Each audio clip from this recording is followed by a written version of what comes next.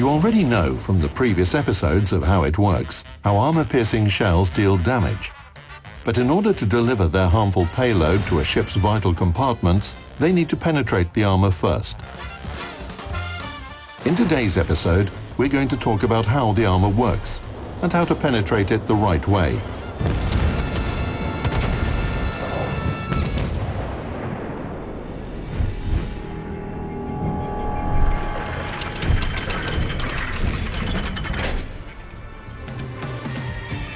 The velocity of a shell, its mass and the shell-to-armor incidence angle affect armor penetration.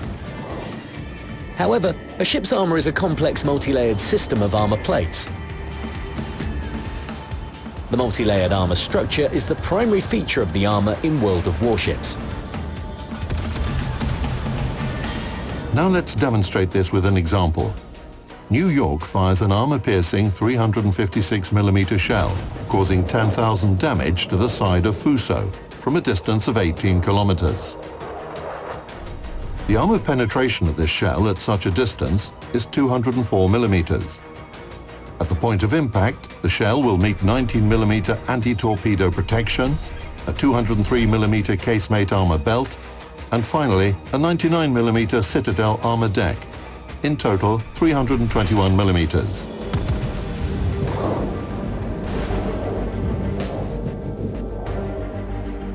When a shell hits armor, several checks are made. The first of them is the 14.3 caliber rule. If the armor is thinner at the impact point than a shell caliber divided by 14.3, then the shell won't ever bounce off the armor, regardless of the angle of incidence. Then, the penetration check starts. The anti-torpedo protection, of course, doesn't stand a chance. But these 19mm did their job and reduced the armor penetration of the shell. 204 minus 19 equals 185. All the checks have to be done again for each of the following armor layers. The 14.3 caliber rule doesn't work with 203mm. Next, the second check applies, the ricochet calculation. If the incidence angle is from 0 to 30 degrees, it's 100% a ricochet. If the incidence angle is from 31 to 45 degrees, the probability of a ricochet is reduced. And finally, if the incidence angle is from 46 to 90 degrees, a ricochet is practically impossible, and the armor penetration check starts. By the way, we should note that British cruisers and American 203mm cruiser guns have sharper ricochet angles. A ricochet is impossible, even at 30 degrees. New York shells have two possible future outcomes. If there's no ricochet, then the remaining 185mm of the armor penetration, left after the shell goes through the 19mm of anti-torpedo protection, won't penetrate the 203mm of Fuso's casemate armor belt. The shell will detonate and it won't do any damage, because the explosion occurs in the anti-torpedo protection that is specifically designed to prevent damage to a ship. The second outcome. The shell hits Fuso's side at a sufficiently sharp angle, bounces off, then hits the 19mm of anti-torpedo protection again, penetrates it according to the 14.3 caliber rule, and falls into the water. Now, let's place New York closer and fire a shell from 15 kilometers.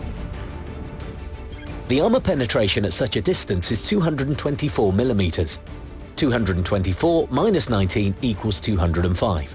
That's why New York has every chance of penetrating the casemate armor belt and inflicting damage on Fuso, following the rules we discussed in our previous episodes.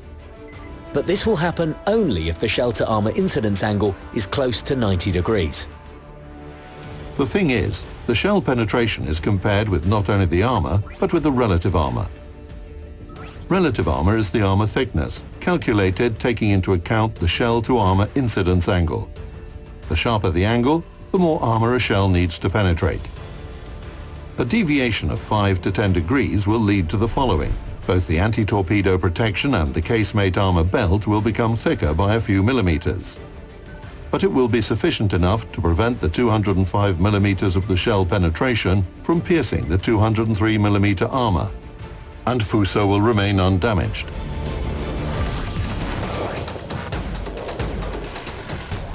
However, an AP shell has another important parameter: normalization.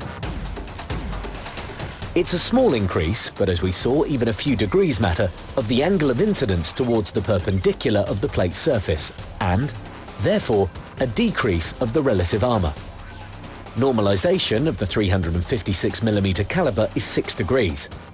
That's why our small deviation by 5 to 10 degrees will be compensated, and the casemate armor belt will be penetrated. But the Citadel armor deck will withstand the hit, so Fuso will lose only 3,300 HP. Now let's put New York 5 kilometers away and fire a shell. The shell penetration is 337 millimeters, and the angle of incidence is close to the perpendicular of the plate's surface, so there is enough armor penetration for 3 layers of the 321mm armor protecting Fuso's citadel from damage. However, as you already know, a shell passes through all the checks for each armor layer, starting with the 14.3 caliber rule and ending with the normalization. The shell penetrates the first 2 layers, hits the citadel armor deck at a very sharp angle, and bounces off. Then it explodes in the casemate and deals 3,300 damage again.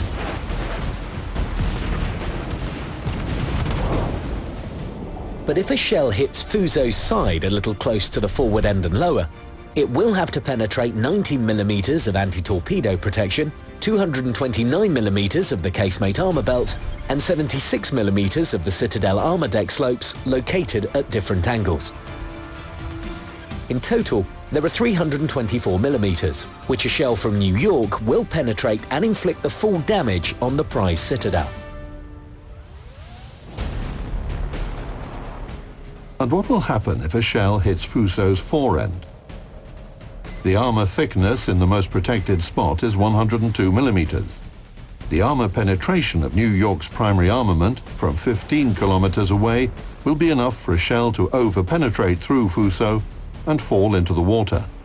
But engineers made sure that the AP shells would deliver their harmful payload to the hull through the armor.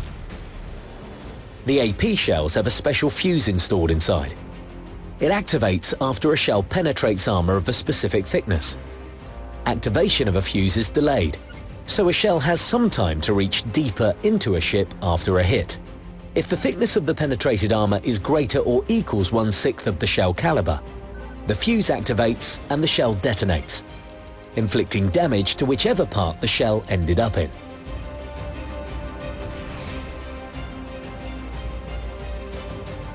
In our example, New York shells need to penetrate at least 55mm of armor to be activated. It doesn't matter how many layers of thinner armor it's going to penetrate. The fuse won't activate by any means. Therefore, after the shell penetrates Fuso's 102mm forend armor belt, the shell will successfully detonate inside.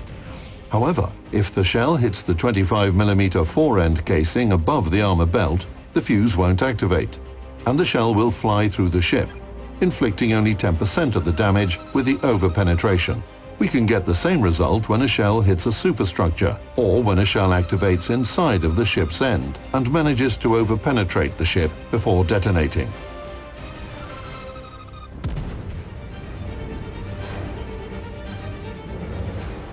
Another interesting showcase is when a shell falls into the water. After that, it activates automatically. Then, the fate of the shell depends on the angle of incidence, the velocity, and, therefore, armor penetration of a shell are significantly reduced in water, and the trajectory slightly changes. However, the shell has a chance to reach the underwater parts of a ship, penetrate them, and detonate inside of a ship. Such hits are extremely dangerous for destroyers.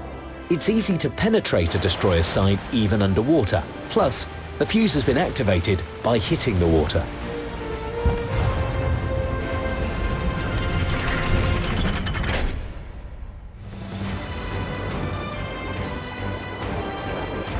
As you can see, multi-layered armor is a unique feature of the ship's armor that has its advantages and disadvantages. But then a question arises. What should I do if my shells don't penetrate an enemy ship? You'll find the answer to that question in our next episode of How It Works, which will be dedicated to HE shells. Subscribe to our channel so you won't miss our next videos.